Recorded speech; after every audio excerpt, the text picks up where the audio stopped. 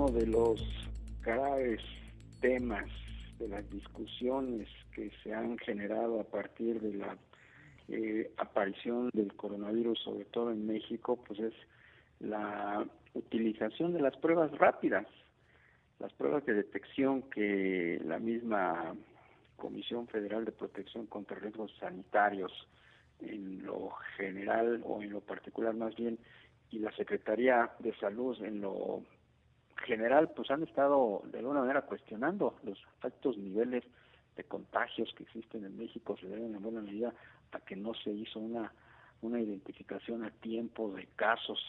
Aún así, bueno, pues a la vuelta de 4 meses prácticamente ya se empiezan a utilizar estas pruebas de detección rápida que, si bien fueron cuestionadas en su momento, pues en otras partes del mundo han dado buenos resultados. Sin embargo, aquí se han empezado a presentar algunos problemas de calidad con esas pruebas. Vamos a charlar con Guillermo Maínez Gil, él es director general del Consejo Mexicano de Empresas de Diagnóstico Médico.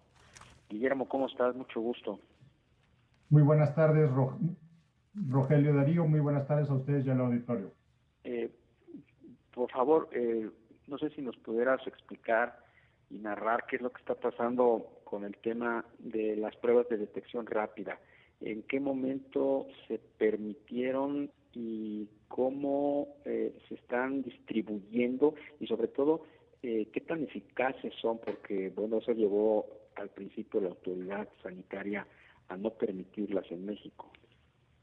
A ver, mira, yo creo que hay una gran confusión entre el público en general al respecto de cuáles son las pruebas que existen en el mercado, para qué sirve cada una, qué hace cada una y cuándo hay que aplicársela.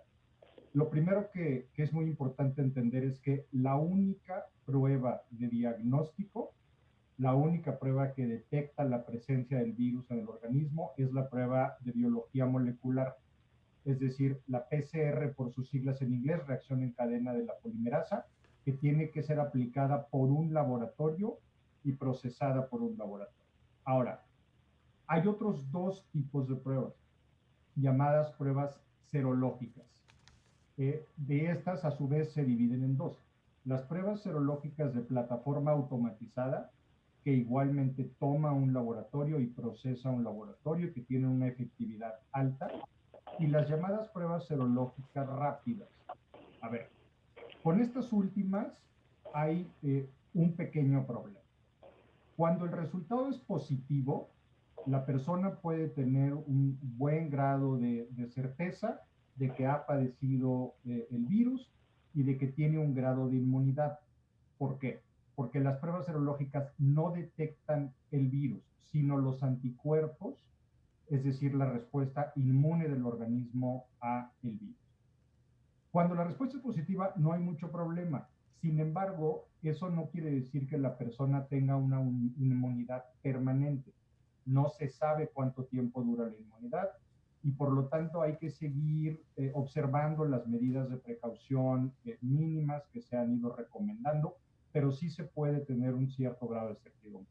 El problema se presenta, Darío, Rogelio, cuando el resultado de la prueba rápida es negativa.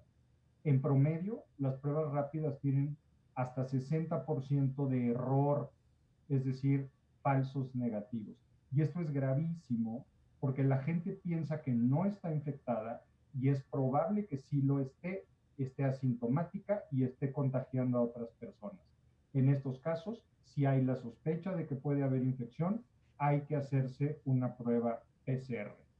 Es decir, no es que las pruebas rápidas no sirvan para nada, pero no son pruebas de diagnóstico, son pruebas de seguimiento y tamizaje que deben ser aplicadas con cuidado. Lo ideal, en realidad, es que la gente se aplique pruebas serológicas de plataforma tomadas por un laboratorio de análisis clínico. Lamentablemente, lo que estamos viendo es que se están vendiendo como si fueran pruebas de embarazo, que no lo son. Es mucho más difícil detectar un virus que una condición de embarazo, y vemos que los están aplicando en farmacias, hasta en supermercados. Y esto es ilegal porque rompe la norma 007, que es la que rige a los laboratorios de análisis clínicos. Es como si te fueras a hacer otra prueba de laboratorio de análisis clínico en una farmacia o en un supermercado. Claro. Guillermo, buenas tardes, te saluda Rogelio Varela. En ese sentido, ¿cuál ha sido, digamos, que la postura de la autoridad a partir, pues, de los riesgos que se podrían incurrir por el uso de estas pruebas rápidas? Hay una serie de kits aprobados por COFEPRIS porque tienen certificaciones de FDA o de la Agencia Europea y que se pueden aplicar. Sin embargo, las propias autoridades han alertado sobre la necesidad de no depender de estas pruebas para el diagnóstico, precisamente porque no son pruebas de diagnóstico. Pueden ser muy útiles, por ejemplo, para actividades presenciales en el regreso a la actividad productiva, para una vez que se ha hecho la prueba de PCR a la población de alto riesgo, pasarle las pruebas rápidas que son más económicas a la otra población y detectar quiénes tienen ciertas condiciones de inmunidad que las hacen más adecuadas para el regreso presencial a las actividades, pero solo sirven para eso. Guillermo, ¿qué pasa en otros países? Porque vemos y leemos que en otras naciones, quizás más desarrolladas, se ha hecho uso generalizado de pruebas rápidas. Estamos hablando también de pruebas que no son 100% confiables y que pueden dar pues resultados contraproducentes. A ver, lo que pasa es que la política de aplicación de pruebas de estos otros países que mencionas ha tendido a ser mucho más integral. Es decir, han hecho una aplicación mucho más extensiva de la prueba de biología molecular, de la PCR, para identificar a las poblaciones infectadas, aislarlas y darles seguimiento. Y luego tienes a otra población que no está en esa condición de foco infeccioso, que no es una población de alto riesgo, y a la que se le pueden aplicar las pruebas rápidas para saber si han desarrollado la inmunidad. Vuelvo al tema de lo positivo y negativo.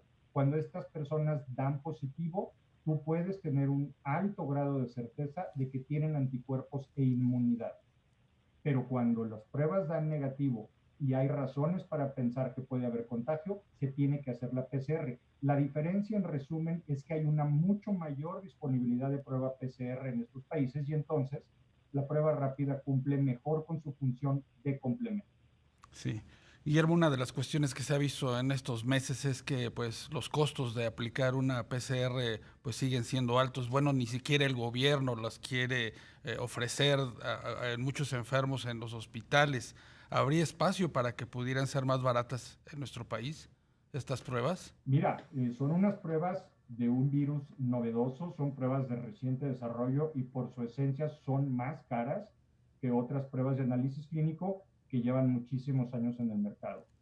Ahí yo no me voy a pronunciar por lo que tendría que hacer o no el sector público, pero de la misma manera que el resto de las pruebas de análisis clínico se pueden recibir en el sector privado, lo mismo que la atención hospitalaria, o en el sector público para los derechohabientes de las instituciones del sector público, deberían de estar disponibles para la población que no puede atenderse en el sector privado y que es la mayoría. ¿Qué es lo que puede hacer un país como México, que tiene pues un alto índice de contagios y que pues no se ve, a pesar de que diga el presidente de que ya han disminuido los contagios en las últimas 3 semanas, estamos en niveles altísimos de propagación? ¿Qué es lo que se puede hacer en ese sentido con pruebas?